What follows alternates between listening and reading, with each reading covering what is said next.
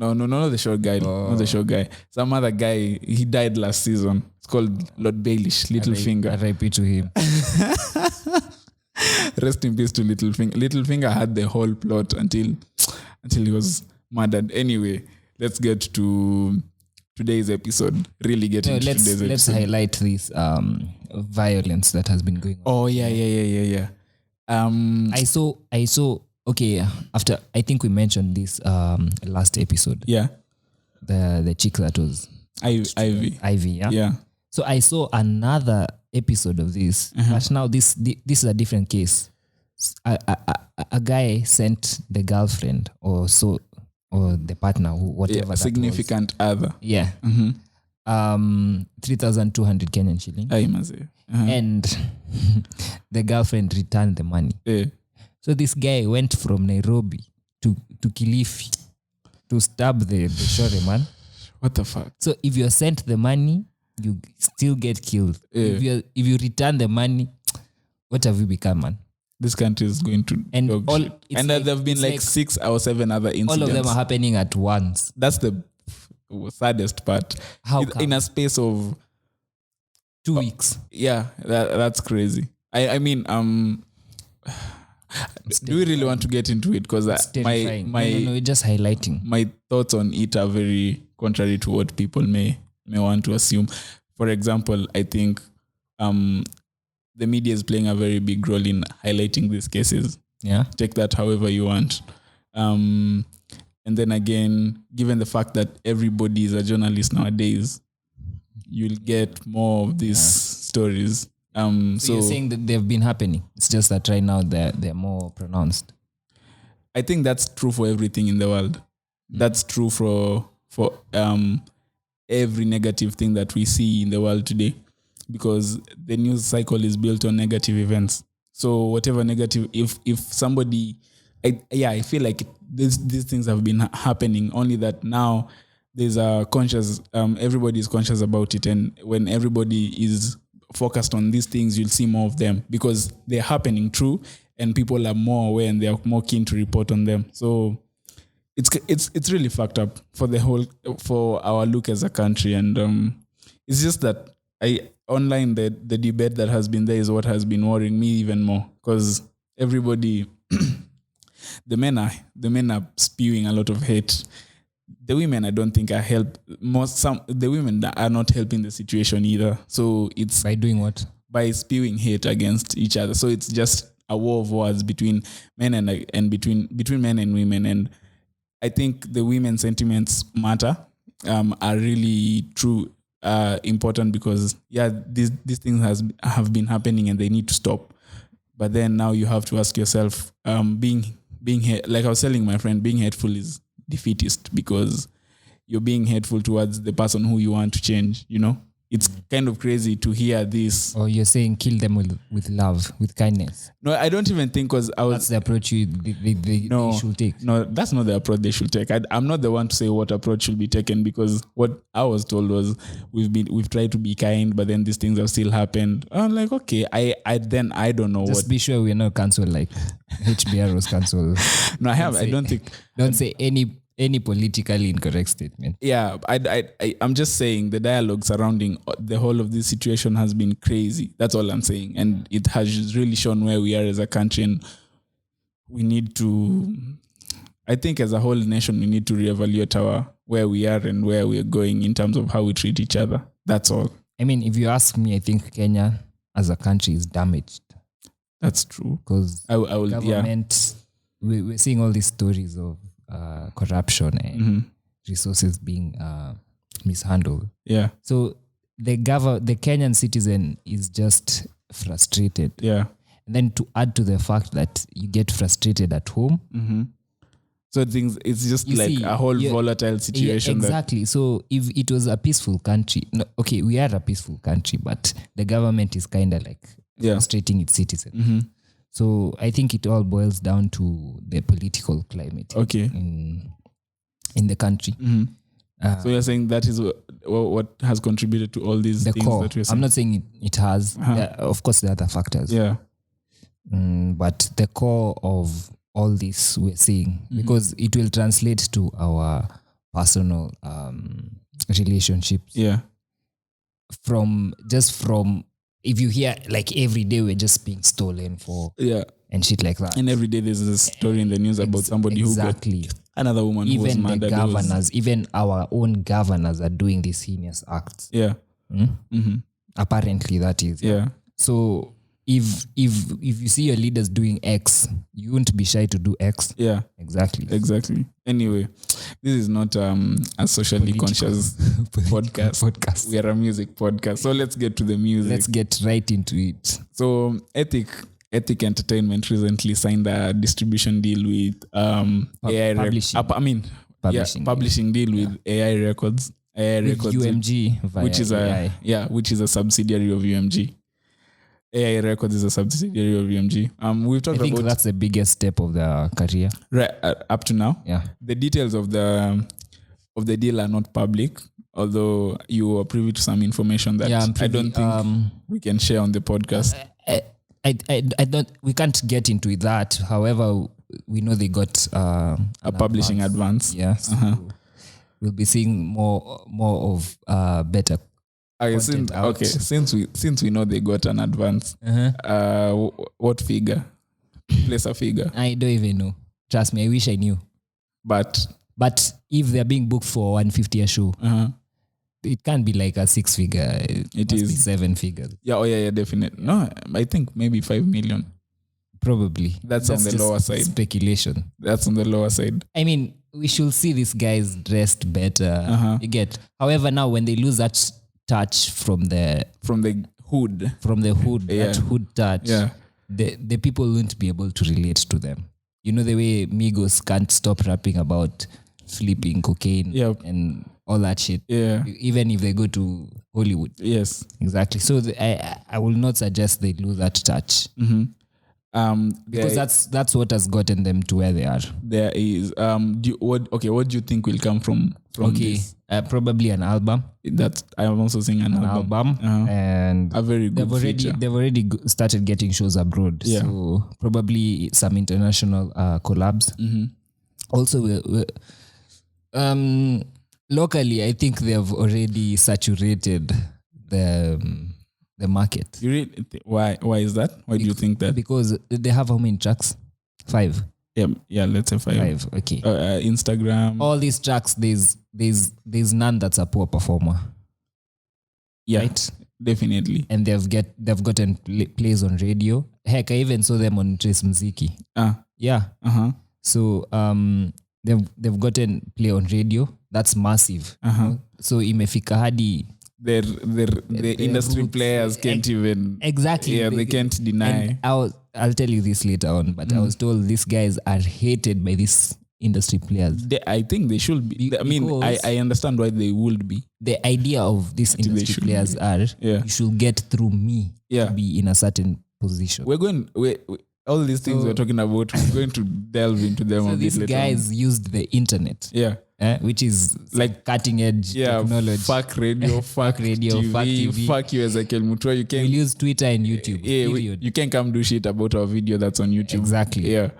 That I think they got a show in Dallas. Yeah. Is it August? I'm not sure. May or August. Yeah. So they're already international. Yep. I think I'm seeing an album coming. Not that soon. Maybe towards the end of the year. Not that soon. Maybe towards the end of the year. For them to be completely mainstream, they need to get into the corporate bag. Yeah. The Kenyan corporate bag. Exactly. So I can't really even call them mainstream right now. Really? Yes. I think they are. In terms of going by where the music is listened to and who listens to their music. Okay. In terms of a fully established mainstream act. Maybe not. Because, once these beverage companies approach them, that will mean maybe they'll be approached by even bigger brands. So EABL, probably those are the ones that, or Keroche Breweries or whichever. Yeah, Keroche. Keroche does what alcohol? Summit. Is it Summit? I don't know. I don't know. But wait, Blue Moon. Is it Blue Moon? No. Okay, it does some alcohol. Yeah. So, but I know the daughter of the CEO is boiling mad. Yeah, okay. Anyway, so Keroche, EABL, KBL, all those people should get KBL. What's KBL? Kenya Breweries. There's EABL and KBL. Oh, really? Yeah. I didn't know. I didn't know about KBL. So you're saying Summit? Yeah, Summit. Summit. Yeah. Oh, so you are right. Yeah, Summit. You're a is theirs. connoisseur. And then they have Vienna Ice for vodkas. Vienna Ice. Yeah. Mm. I don't know. KC should sign them. KC. Kenya can. Okay. Yeah. I see why. But no, KC as a brand. What? By the way, let's just talk about KC as a what brand. boosted KC. Eat coconut. KC Coco. Really? Yes, because I never knew KC before KC Coco. I think KC was a lowly perceived a brand before. I don't know what happened. It creeped up Yeah. with no marketing. I think it's coconut. Yeah, you're right. It's the Coco. coconut. It's just coco. They introduced that. And I think because there's just I feel like there's a certain level of even for music, there's just a certain socio-economic class that you need to capture, and you're good, because I think when the kids from these universities started drinking KC coconut, and some young people in the corporate world started taking KC coconut, the brand really just took off on its own. Everybody now wants to. It's affordable. It's a nice drink, truth be told. And so just took off. Just went and went. So yeah, I think if they partner, especially now they have a new one. Yeah. Shout out pineapple. Yeah, I think I've tasted that. I'm not sure. Yeah, probably. Anyway, so shout out to the manager who's been doing overtime. He's been working overtime. Overtime, because we've not been seeing such. So let me ask: is hype part of this new deal? No, hype is totally out of the picture. And I'm so glad that happened. Me because too. These kids were frustrated. Even when we highlighted about hype and ethic, when we first heard the news that they were getting together, my biggest concern was hype screwing them over, which they eventually did, and they eventually rectified their things, and then now they're back to being this way, where it's like now they're good. Yeah. I think they'll go for under UMG. Yeah, definitely. It's one of the biggest. It is the biggest music label in the world. Okay. I saw. So they're in the same league as Nasty C. Exactly. Taylor. Oh, is Taylor Swift under UMG? I think she is. Because and I saw that Vivendi is making profits from UMG. Vivendi is on some Illuminati shit. Let's not even talk about that on this. Yeah, because they're trying to take over the world. Because they recently just the world, just the digital world. And when you have the digital media company, when you have the digital world, you have the whole world. Everyone lives on Instagram and Twitter. I think you're in a bubble. I think so too. You're but in a bubble. I think people in Mashinani are not on Instagram. Wait, what? I think they are not actively. Probably not as prevalent as in the urban centers, but they are. And also most people consume their music through YouTube, and most people use services such as Mdundo and such. So Vivendi owning UMG having a deal with Boomplay in Africa, and then you see all those things combined. That's why I was telling you that Ethic is about to be the biggest. They're about to be the biggest artists in Kenya and from Kenya. Maybe they are the biggest artists in Kenya right now. But you said that about Willy Paula, I think 3 weeks ago. Yeah, one of the biggest. No, you never say you said he's the biggest. He is. Mdundo doesn't lie. Okay. Because his song, with Rayvanny. He's the Beatles of Kenya. No, okay. If we are going by the charts on Mdundo, he's a streaming giant. He's a streaming giant. Because look at he does 50,000 on Spotify. Yeah. Something virtually not many Kenyan artists are on. Only even listeners. I think only South Soul are there, and probably Spotify. Nah, come on. A couple of new Nairobi artists are there. No, I'm saying on those numbers. Numbers Yeah. wise. I was trying to make a playlist of Kenyan like new Nairobi. Like I was categorizing new Nairobi, mainstream. Yeah. And like so many even mainstream acts are not even on Spotify. That's true. Like I just recently saw one of my favorite artists at the moment, Masauti. He just put I think 17 songs last night on Spotify. Really? Yeah. And I mean on all the platforms, and I don't know whether it's his album or whether whether it's a collection of songs he already had. I'm really not sure, but I'm just glad because finally I don't have to go to YouTube to listen to Kiboko, my favorite song this year. So okay, what else about the ethic? Let's get back to ethic. I think what they were lacking is structure and someone in their team and for their team. Okay, you get. So after I hear they call him Wave Boy. The hype, Wave Boy. After Wave Boy, finally, actually he put them on a roster of his event, which tragically failed. Are you sure? About we're talking about Hype Fest, right? Yes. And then he removed them. Yeah. And then after SWAT was in that media scuffle. Yeah. And then he returned them. So you see, and then tragically he cancelled the event. Okay. See, I hear it's because of low ticket sales. Really? Yeah. But but how can you? It was a good initiative. True. However, like the pricing and he's not generally a likable person, you know, and he's kind of the face of hype. Okay. So if the Kenyans on Twitter don't like you, bruh. No, how much strength do you think Kenyans on Twitter have? A lot. Tell me a brand that has ever suffered because of them. Was it Fally Ipupa, the guy who kicked a lady in? Oh, Kofi Olomide. Kofi Olomide. Yeah. He kicked a lady in the airport. His dancer. Yeah. And Kenyans on Twitter cancelled him. And his event was cancelled. And he went back. He still came back. No, but that time, he was deported, right?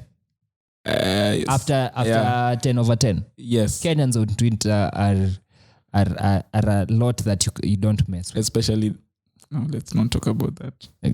Especially the feminists. Yeah. Yeah. Why are you afraid of that? Because you're afraid of getting smoked. No, I think I can handle myself. If it's true, it's true. I think those are the people you should be afraid of on Twitter. I mean, it's true. Okay. And the influencers. So Hype Fest has been cancelled. This is what you're saying. Yeah. I saw it was moved to June. It wasn't like cancelled. It was postponed. But it's kind of pushed like back. It's kind of like when Nicki Minaj had to push back her tour, and she pushed it back from fall last year to May this year, which is not fall, spring, and pushed it to to May this year, which was crazy. That was a crazy pushback, and it was also because of the same thing, low ticket sales. Yeah. And now, okay. I mean, you have to count your losses, man. But at the end of the day, it's a business, and if you don't make sales, I don't even understand why the pricing is what I don't understand, and that's a problem with the whole Kenyan industry and the whole Kenyan economy. Let me tell you. Have you ever looked at the poster for a hype event? It's sponsored by like maybe 10 niggas. Because the current one is sponsored by let me see. There's Milan, and there's I don't know who Mass Production are. Yeah. And then of course now there's security and there's sound, and then there's drinks and all that.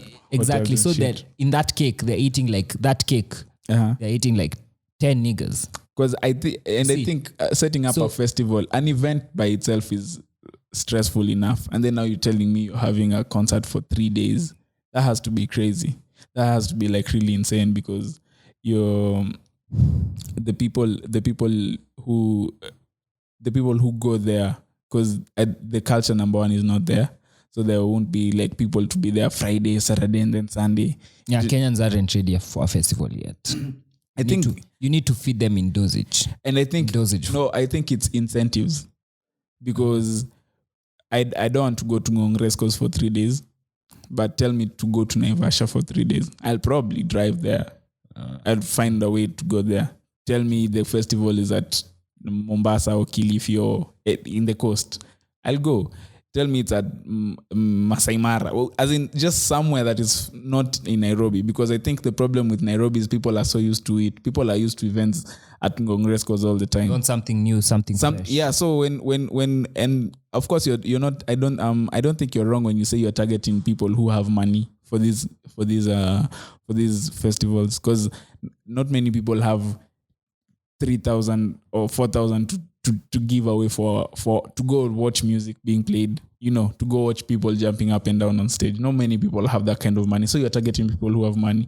And even when you tell them that we are in Nakuru, people will drive there. We are in wherever, people will go there. If marketed well, and if people are saying that the value for money is there, people will travel to wherever you are. So I think that's a strategy that event organizers need to look into, moving these festivals away from Nairobi. However, like I was talking about Waveboy. Yeah. So Waveboy is in bed with a couple of investors. Okay. And every investor, they don't want to know how many. They just want ROI. That's return on return on investment. So if you start telling him, you just chill, we wait for the day, D-Day, and then we'll see at how many will sell. Yeah. Nothing. Yeah. They don't want that because that's money they put into that, you get. Yeah. So I think it was a smart move pushing it forward because the lineup was good. They had a good lineup. Yeah. What I never understood, he was going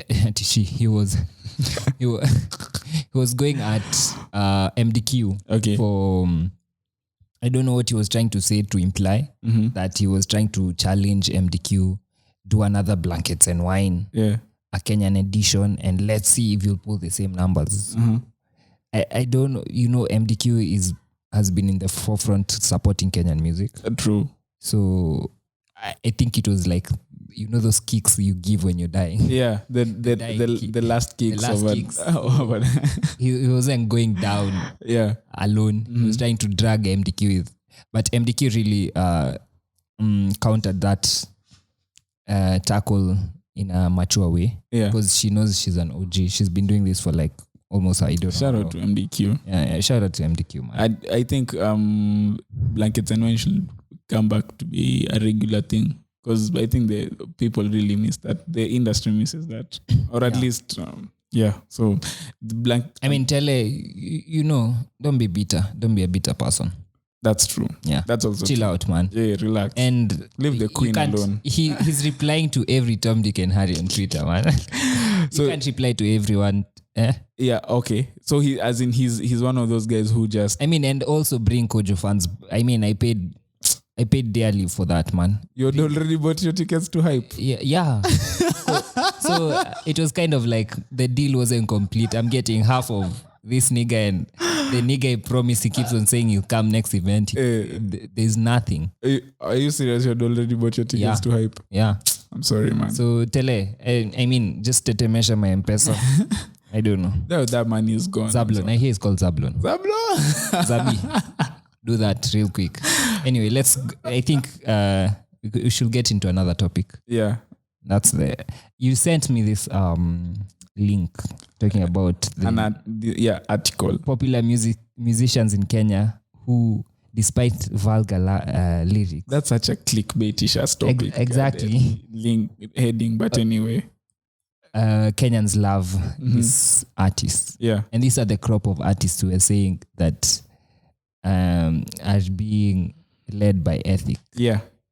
Ethic has influenced their sound. Yeah. Exactly. Or ethic were the first to blow from this lot. Let's say. And even ethic themselves have influenced a lot of people. Drinks Nama Yangs is all I go to all day. Exactly. Drinks Nama. Even this Mr. Easy. Yeah. Even the song You Just From Playing Me. Uh-huh.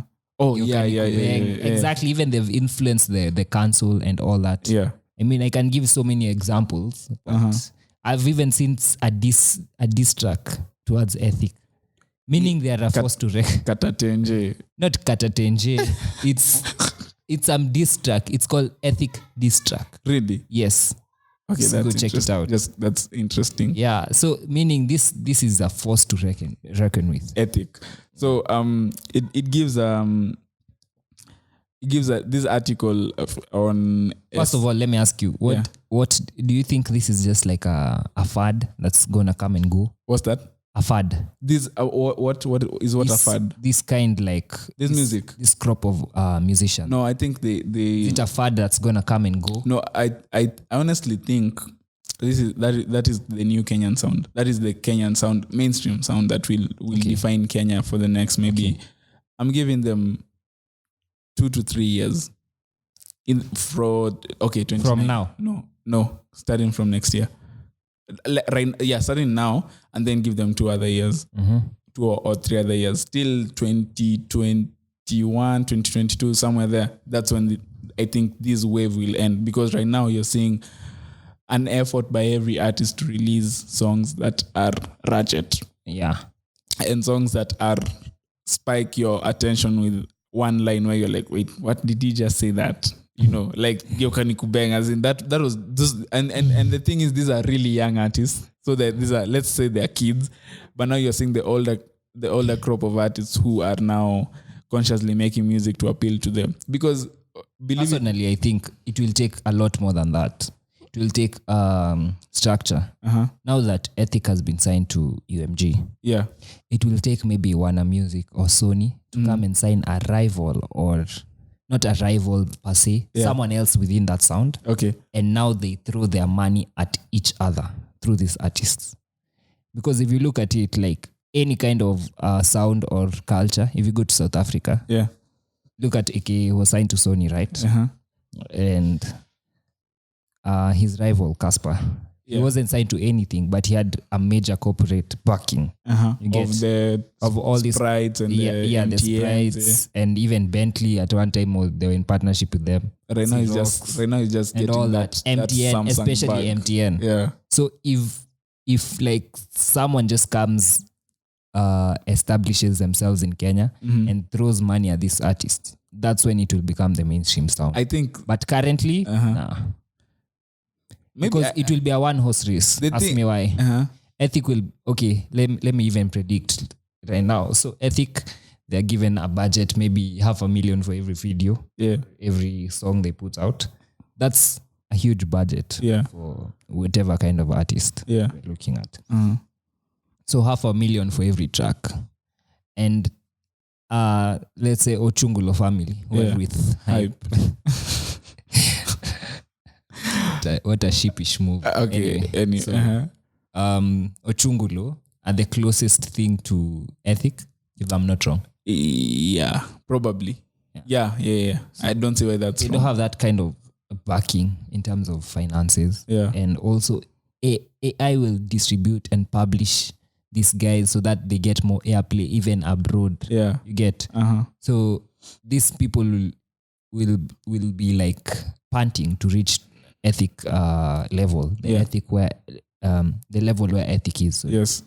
So if someone else comes and backs another group, another artist, or another major, another major, or just someone, I wonder where all this corruption money goes to. You, I mean, there should be just one person who loves Kenyan music from all that crop of corruption. Jaguar, do your thing. You're Jaguar, man, come through.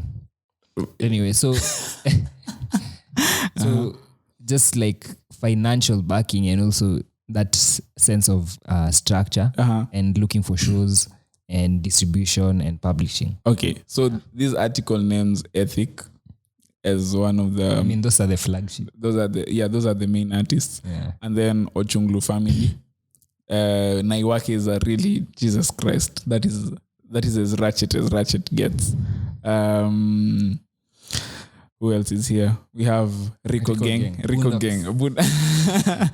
Rico Gang is the fuckboys guys. Those guys and their new song with Ochunglu family, Chachisha. Yeah. Which is a really that's a nice song. It bangs. Boondocks Gang, Peleka na Rieng. That's okay. So there's something really interesting that this guy from Boondocks was saying. He said, okay, his name is X-Ray. So it's comprised of X-Ray, Maddox, and Furnace.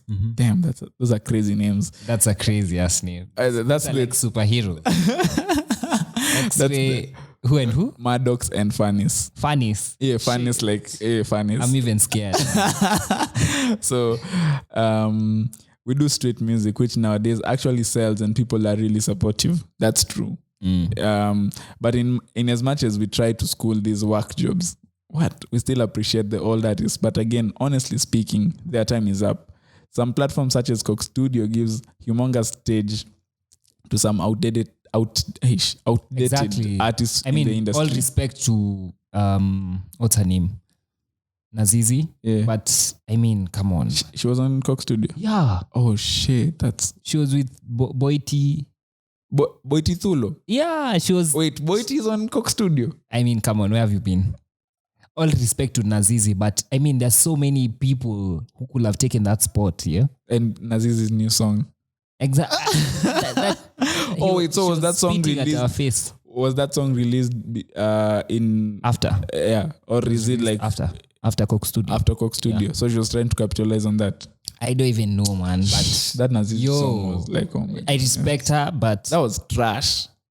Oh, the Nazizi song was trash. That was trash. Like she shouldn't ever try to do something. It was like a that parody. again. Like I don't know what the fuck like she was one trying. of those Enrico Mondi songs. he tries to. And probably Enrico Mondi has made better parody music than Nazizi. Nazizi, as in, I think some of these. Okay, it was a bad joke. It was a seriously. I'm glad bad joke. we've brought up Nazizi because just a few minutes from now we're going to talk about artists and how they reinvent imagine. themselves. Coke Studio. I was told by an insider, the gatekeeper for talent scouting, Kenyan. The talent. Kenyan wing. Yeah, the Kenyan wing is the one who's a corrupt fellow. Yeah. He asks for money. Yeah. Or he just goes for his friends. Yeah. That's why we'll continue doing this. Calligraph. Yeah, exactly.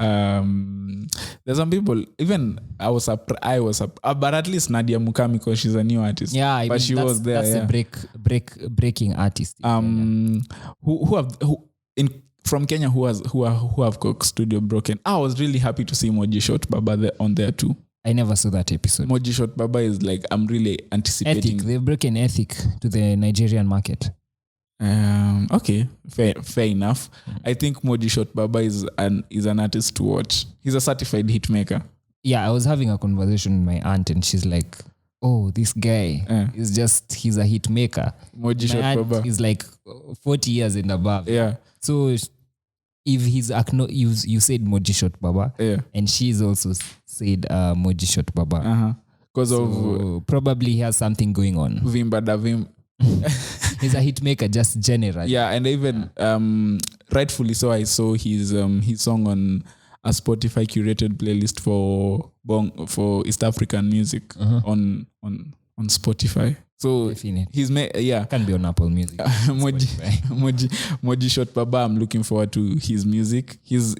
I'm happy he was also on Coke Studio.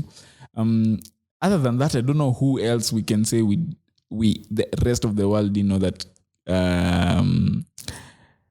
Coke Studio brought to us. Yeah. So he says some platforms such as Coke Studio gives humongous stage to some outdated artists in the industry with the claim that the new wave we do won't last long.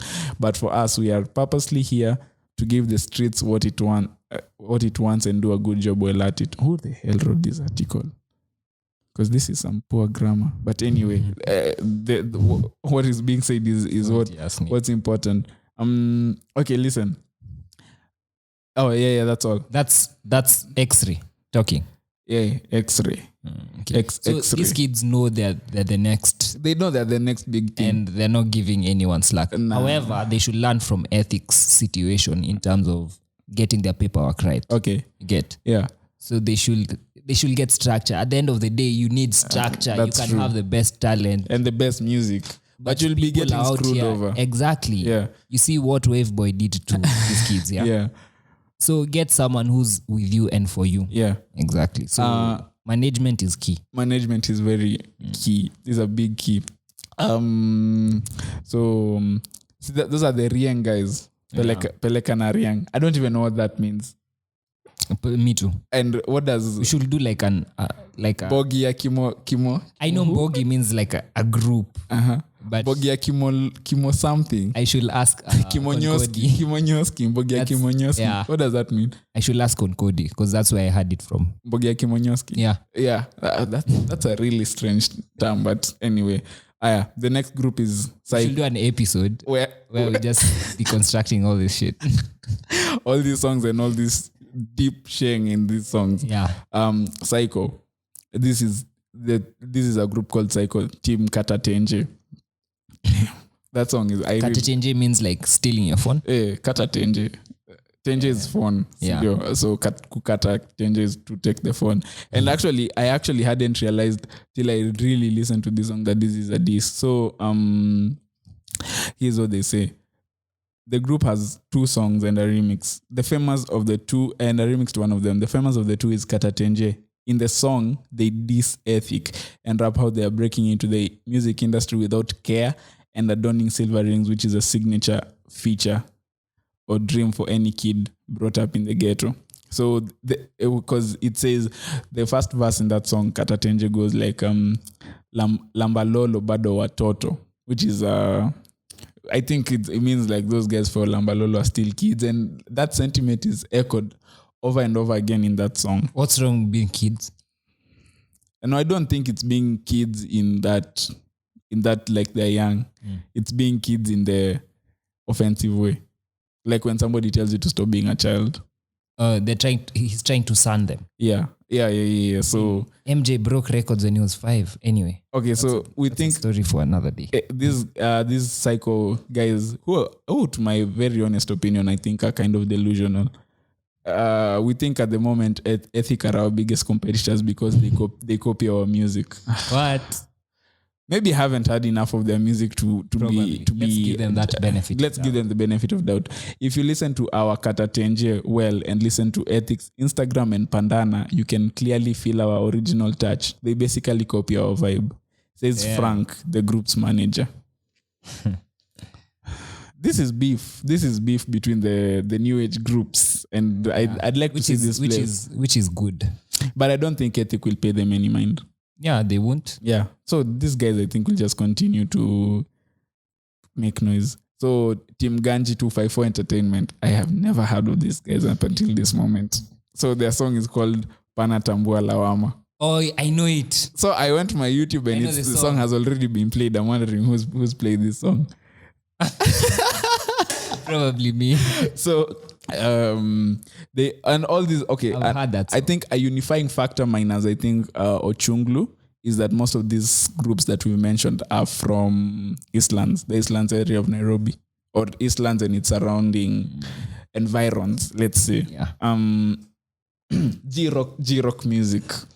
So the first song, their song Matako was widely used to dismiss the debate on playing Kenyan music, and it worked in their favor because it has so far garnered over 600,000 views. Their follow-up song, Gikomba, I think Matako was a really nice song. Me, I wouldn't even lie to you guys. Yeah, the hook, that's a really catchy hook. It's brainwashing in the it's low quality music, but it's very catchy, which is all you need for a hit. I can give you a number of songs that are like that, which is really low quality, but it's catchy.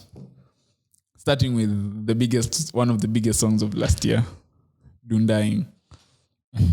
Okay. Yeah, you see. I'm not even gonna contend that because I know we'll diverge to another. Yeah, okay, but I like that song. Gikomba. I feel like Gikomba for these guys was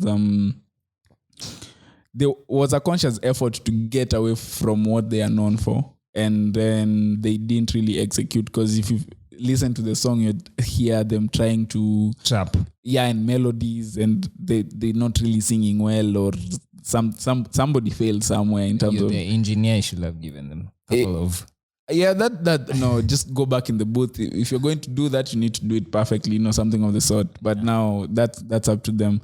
Mob K, I don't know who Mob K is. It's the gospel raga dancehall group. I know this song. Released the song. Why should you call yourself a mob and you're a gospel? Mob K. Kiparangoto. So you know that song?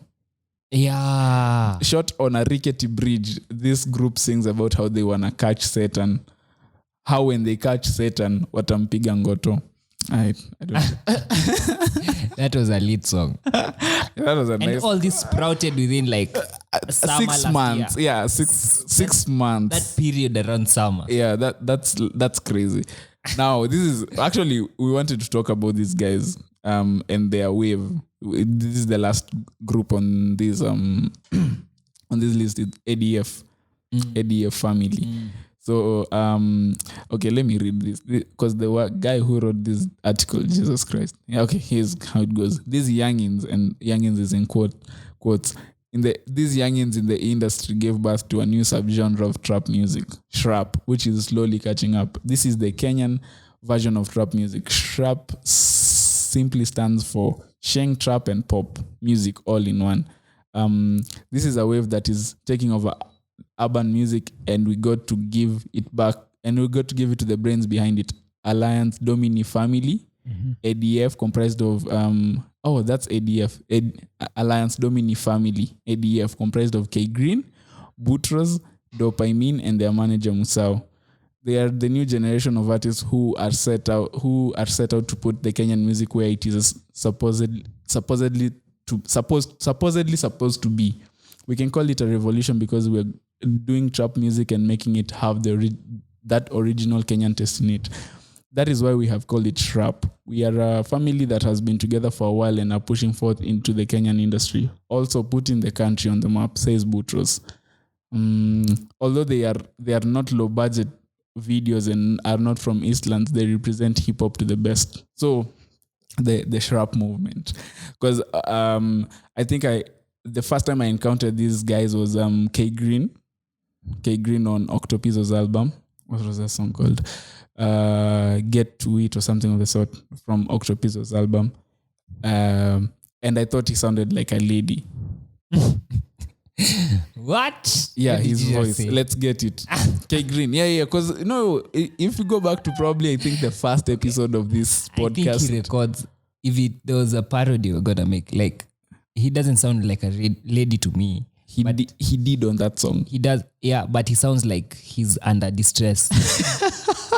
Like, you get what I'm saying? Like he has a gun someone to his head. He has a gun to his head while recording. So someone is stepping on him or shit like that. But that's his style. You get? Yeah. I felt like it was because I was when I You was watch listening to Nigga that. Higa? Do you watch Nigga Higa? No, what's that? Some guy who makes parodies of how 2 Chainz sounds like. Yeah. Someone was pressing his ear on the recording. I probably have come across 1 or 2 videos. Exactly. Is it on So Instagram? when I listen to him, yeah, it's on Instagram. I mean, it's also on YouTube. Okay. So when I listen to him, it's like, okay, wait. Maybe it's just a style for that song I listened. So I listen to another and another one and another. And that's his style. That's his style. Yeah, but he's gone with it. I felt like he sounded so much like it. As in, okay, I think he's number one. He has a very high pitched voice. Yeah. And I didn't know what to put to his as in, when you hear a sound and you can't He's bringing see. his own flavor. We can't. Yeah. can't even. So he sounds. I genuinely thought he sounded like a lady on that song, and I was wrong when I found out that it was a guy. And I was like, okay, I apologize to K Green, but don't take it the wrong way. And even his later songs, now I feel like I understand that he has a very unique voice, as in terms of his voice is very unique. Boutros Munene. What do you think about their music? Jov is also, I think, part of the Shrap movement. Yeah. Although which He's is strange affiliated to ADF. because after Calligraph released Calicatel 2, there's the guy Caterpillar on there was dissing Boutros. He actually mentioned niko na beef na kina niko na Mbogi akina sijui what. yeah, niko na beef na kina Boutros. He explicitly said that.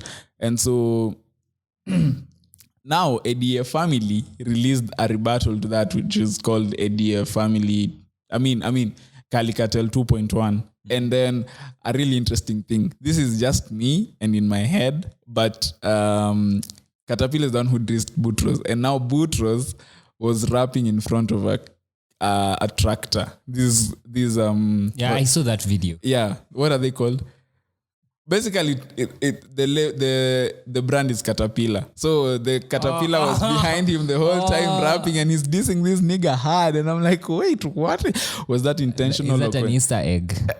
Maybe, or maybe it was just coincidental, but I just found it very weird. And then so on that, Boutros replied and said that Caterpillar, he just replied to what Caterpillar said. Somebody, I think it was Jovi Jov, which was really funny because Jovi Jov's boys. Is that the one Barack Jacuzzi is in? Yeah. So it's like they formed these alliances. Yeah, to get back to all these people. Because Barack Jacuzzi is probably aiming at TNT. Yeah, because he said these niggas claim they Tupac, but these niggas know they too fake or something of the sort. Okay. I still think Barack produces good music, but it's for the uptown market. As in, because I think he threw shots at TNT on that remix. And yeah. On that song. TNT actually are the ones who started. Ondo alianza uchokozi. Yeah. And they say it's not about music. But it's not about music. Yeah, but let's give it up to... It's personal. They usually say it's personal, but they always end up saying it in their music. But let's give it up to the person who starts the beef and beats up the person who they're beefing with.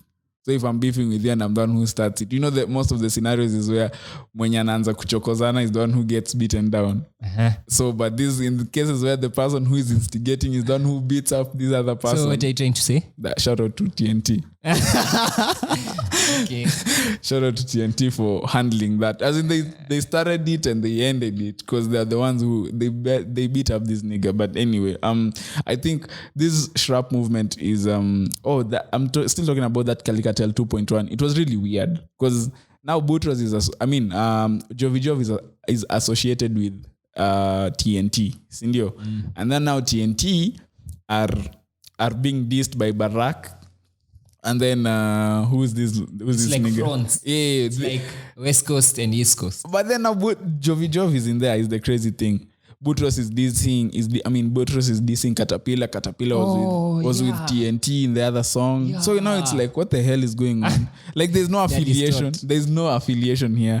I think it was kind of like everybody just get on there, do your thing. Because even now, if you have beefs, address them there. Even Jovi Jov was dissing Caterpillar, telling Caterpillar that his verse is the one that flopped, which Jovi Jov, I think that's very delusional. Caterpillar had one of the best verses on Calicatel too, apart from Timmy Blanco and then Calligraph, something of the sort. Yeah, that's the first time I had Caterpillar. Me too. But I went to look for his music, and his music is like, he's really dope. I don't know who he's coming up under. Maybe being from Kibera, I think maybe he'll come up under Octo, but we'll have to see. Why not? Octo is against like anyone fucking with Calligraph, and Caterpillar is fucking with Calligraph. Okay, you get the dynamics. Yeah. But that's strange. Or maybe Caterpillar was being used in a proxy war of Calligraph and probably. Yeah. Go so like, this nigga. You get on there. You're from you're from these niggas hood, but you're on my song. So I'm telling Octopizzo, like, I have your people, and you can do nothing about it. That's crazy. So this Shrap movement, I think. Let me tell you why I think they have a long way to go, and they probably will be big in a few months or years. Is because number one, you said they have a long way to go, and they probably will be big in a few years. Yeah. As in, okay, they still have a lot to offer. They still have a long way to go, I think, in terms of the music they produce. Because number one, they rap in Sheng, and Sheng is okay. So if you take Sheng for what it is, it's a combination of English and Swahili. And so when they do that, that really helps their case cutting across the socioeconomic divide that we were talking about, because now they can associate with the people from the lower side, and they can associate with the people from these other sides, Kina, Lavington and Westlands and all that. The music can be heard across everywhere. So that, and then now they're doing the trap sound. I don't know how trap sound translates in Kenya, because I feel like Kenyan artists have shied away from that for a very long time, because we haven't seen somebody with a true hit from trap. maybe Yego. Itunji. The Yego song Calligraph. I think maybe it's Calligraph and Octo who have shined with that sound. Who else? No one else. I think it's only those big artists. So shout out to ADF family. I met Boutros once and he was Jesus Christ. Let's not talk about that one. Yeah, he was. It was crazy. Boutros umesikia? So I think Shrap is bound to be one of the biggest genres soon. Anyway, let me ask you this. Well, what the fuck are Sauti Sol doing With Benso? Yeah, See, they're trying to come up with an artist. That's a mini Artist me. development. That's a mini me. Sauti Sol. I mean, Sauti Sol. I mean, Ben Sol's new song, favorite song. what's It's called wrong with Favorite that? Song. That's my question. I really like that song. Then And why that's you the saying problem. it? I think I don't know where you stand now. the problem is it's a Sauti Sol, as in it's a conscious. Like you can listen to it and hear this is a Sauti Sol song. That means that they have a working product. Yeah, but what happens when Ben Sol gets away from Sauti Sol is more so my concern. Let's not think that far. No. I'm not thinking that far. I'm just saying, who is Ben Sol without Sauti Sol? Without their direction, because they tell him you can from I'm Lucy. sure he was an artist before. He definitely was. But I feel like I think the way he writes his music is probably way different from how Sauti Sol writes their music. But since he's on their label, they are all over the song. The video is produced by Chimano, and Ben Sol is arranging the song and producing it and all that. And then now you listen. If I was to advise Ben Sol on exactly what to do, I will tell him continue doing what you're doing. Take the direction. Hata kama ni kuambiwa vaa hivi, go to the gym, take all that direction, because Sauti Sol have been known to have a working product. Yeah. You get? So I don't mind seeing another mini Sauti Sol. I do. That's just you now. I do, because for how long?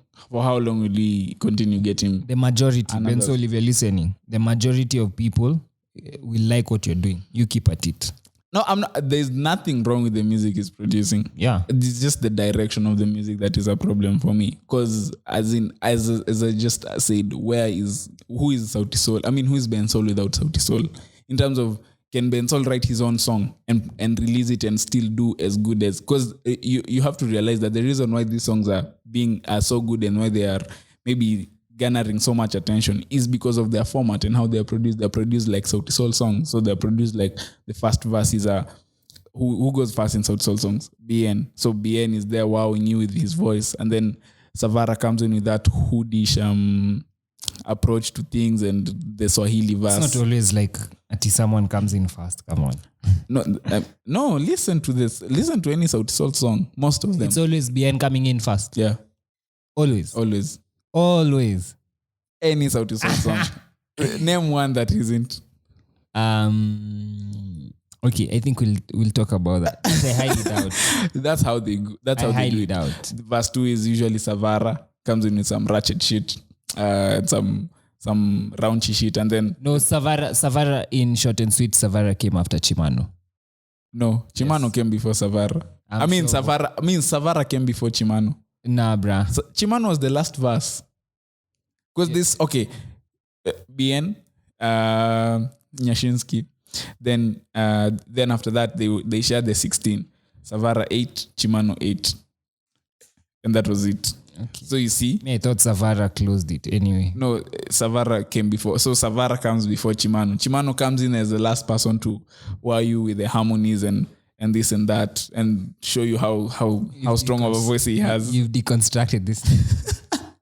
I have no, because when I listen to them is when I realize, when I listen to Ben Sol's first song is when I realize, okay, so Sauti Sol actually writes their music this way, and this is how they arrange their music. They arrange it in such a way that BN will go fast, and then That one I know. For BN I know, but from BN, like I don't know who falls in. Savara with whatever language they're singing. Because I know BN comes in fast. Yeah, and what were you disputing just now? No, I was disputing Chimano and Savara. Chimano comes last.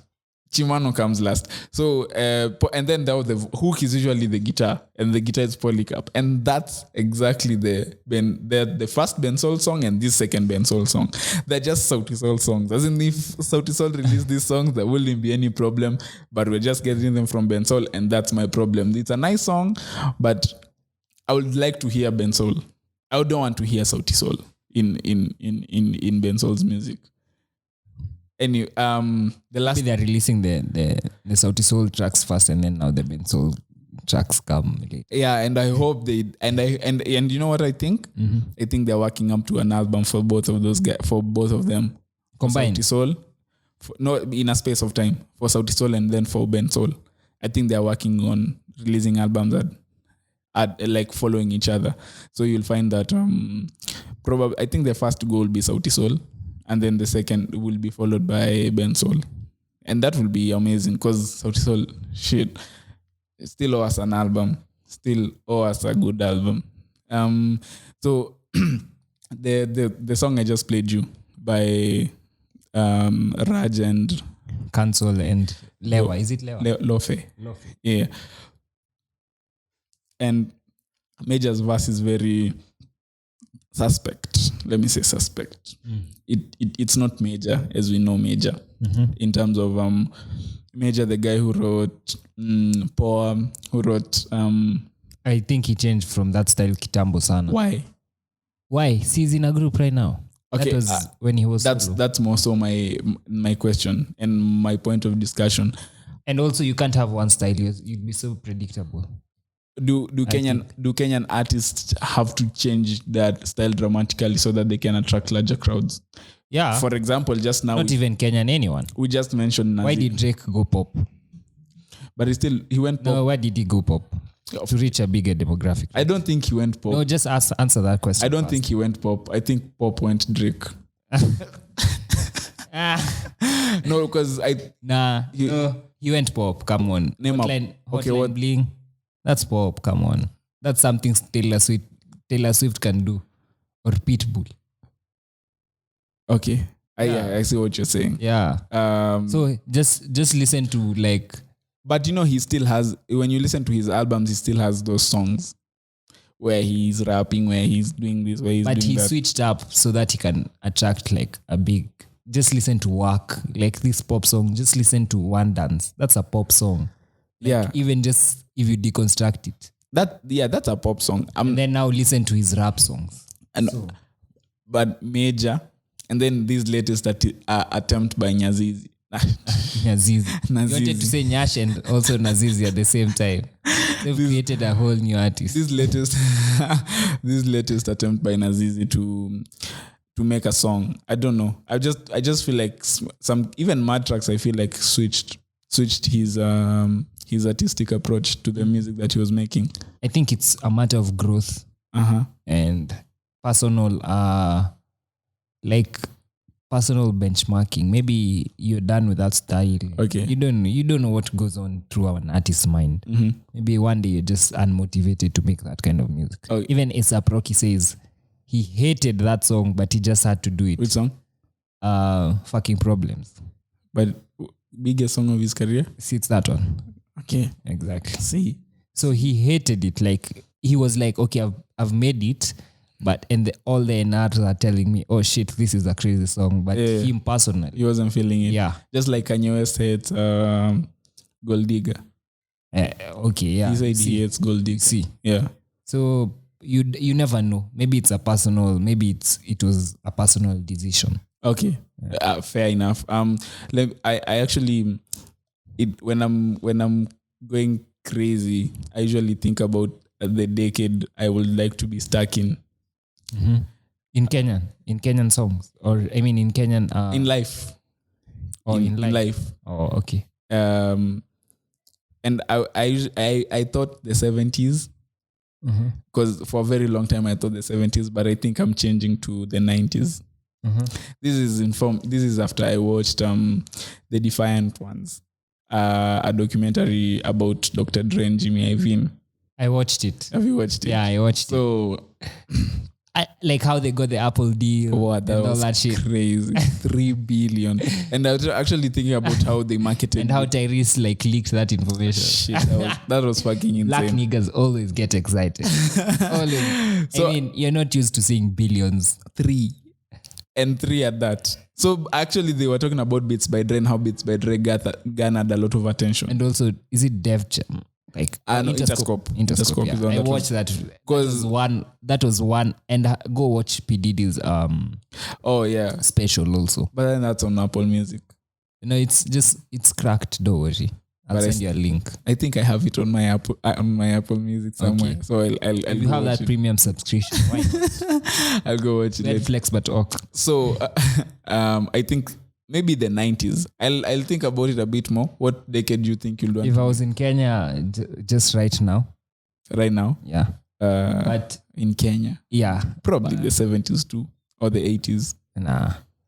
I think the 70s and 80s were very cool. People used to dress. I mean, If I was in Kenya right now is the best time. And if I was in the US, probably the 70s because there was no crack. there was, but they were doing heroin and shit. Like, 70s was like, was that the time for funk music? Because disco was 80s, right? Yeah, funk and soul. Yeah, that was Yeah. the 70s. So that's when I would like. Imagine Marvin Gaye was in the 70s. Michael Jackson, not Ray so Charles? much. Ray Charles was in the 60s and 70s. Okay. Yeah. Aretha Franklin, Led Zeppelin. Look at all these people. Even the rock bands. The rock bands started in the Yeah, 60s and 70s. Exactly. So Yeah, the 70s was crazy. Crazy. And even the dress. There's no internet. I don't know. Yeah. I think the internet has just had me distraught. How many albums are released every day? That's true. How many? That's, Back you know, then you just have actually like when one album a month. one album a year, and it actually like, you know, the album review actually made so much sense pre-internet era, because like us who review music, we will get the album 2 months before, and right now we're in April. The album is coming out in June, Sindio. It's coming out in June. We listen to it, we sit with it, we review it, and then we put it out on our magazine for me. So now when people read it, they're now excited for the album. Like, It was like a marketing. it was a marketing strategy, you know. But as in, people used to listen to the music and then write a review, and then now the review goes out, and now people are like, okay, so we need to get this album, you know. Yeah. So like right now, when the music comes out is when people listen to it, and within 10 minutes, a review of I don't know whose album is like, yo, you haven't even listened to the album 2 times. So like, what are you telling me about? Like, I actually stopped reading music reviews. I wait till, But there's some credible sources. for example, Is it Needle Drop? Anthony Fantano. Yeah. I don't know. I just like his reviews. But that's more on the digital scale, not even. I'm talking about written ones. Written ones are actually A review is a review. Come on. a review is a review. But I'm talking about the traditional written reviews. So you see, that's how it used to work. So without the internet, and now people knew the album is coming. Like if you have an album if you actually announce your album date like 4 months before, people just know, like the whole year people know you have an album coming, you know. Yeah. Right now, if we make music and you want to release it right now, nobody's stopping you, nobody will stop you. You just put it up, and that's that, you know. So you say the 70s in Kenya now, maybe the 80s, because that was a craziest time, the coup and all that. I like some wild shit. I'm a peaceful person. That was wild. So is that all? Yeah, I think that's all for this episode. Yeah. So Unless you have anything to add on. let's just love one another. That's all. Let's Less violence. less violence, you know. That's all I have to say. Now, see must, by the way. By the, like, See must. Kendrick Lamar says pussy's power, which is must, true, See but must. I That's all don't I can say. pussy is worth going to jail over. It's not. As in, that seems like a very derogatory term, but if you know, you know. If you know, you know. So we'll see you guys next week. Or do you have any new music to promote? Nah, nothing readily available. Zero Sufuri. He has a new track. No. Wase. Oh, okay. Yeah, Wase is a really nice song, and you guys should go check it out. So thank you guys for listening to this episode of What Is This? Continue subscribing to the podcast on wherever you find podcasts. We'll catch you guys next week. Bye.